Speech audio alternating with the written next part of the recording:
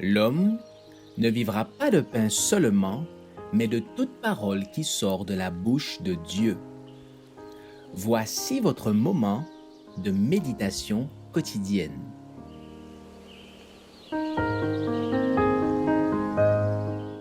Vous recevrez une puissance.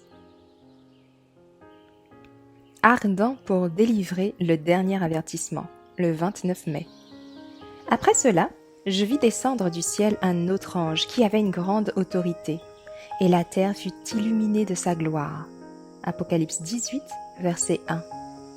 Le temps s'écoule immédiatement, nous rapprochant de la fin du temps de grâce. Nous devons prier maintenant comme jamais auparavant pour que le Saint-Esprit soit répandu plus abondamment sur nous. Nous devons chercher à ce que son influence sanctifiante descende sur les ouvriers de l'œuvre, afin que les personnes pour qui il travaille sachent qu'ils ont été avec Jésus et ont appris de lui. Nous avons besoin, maintenant, de discernement spirituel comme jamais auparavant, afin de voir au loin et de discerner les pièges et les desseins de l'ennemi, et que nous puissions, comme de fidèles sentinelles, avertir du danger. Nous avons besoin de puissance spirituelle pour saisir autant qu'il est possible pour un esprit humain les grands sujets du christianisme et la portée de ses principes. Que le peuple de Dieu humiliera son âme devant lui quand il cherchera individuellement le Saint-Esprit de tout son cœur. On entendra tomber des lèvres humaines un témoignage à l'image de celui des Écritures. Après cela, je vis descendre du ciel un autre ange qui avait une grande autorité, et la terre fut illuminée de sa gloire. Apocalypse 18, verset 1. Les visages seront illuminés de l'amour de Dieu.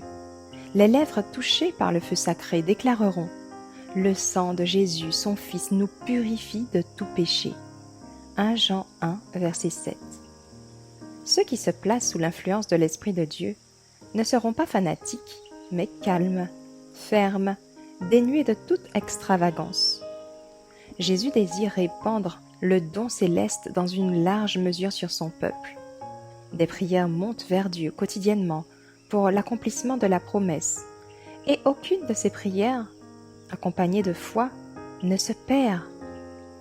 Le Christ est monté, emmenant des captifs avec lui et laissant des dons aux hommes.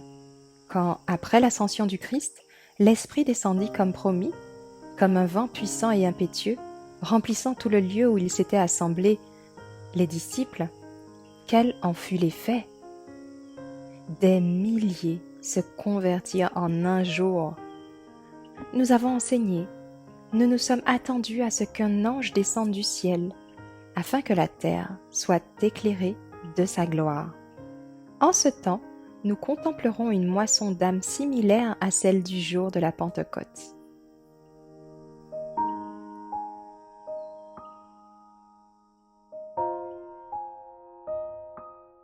Merci d'avoir écouté cette présentation. Assurez-vous de nous rejoindre demain pour votre moment de méditation quotidienne avec lereste.org.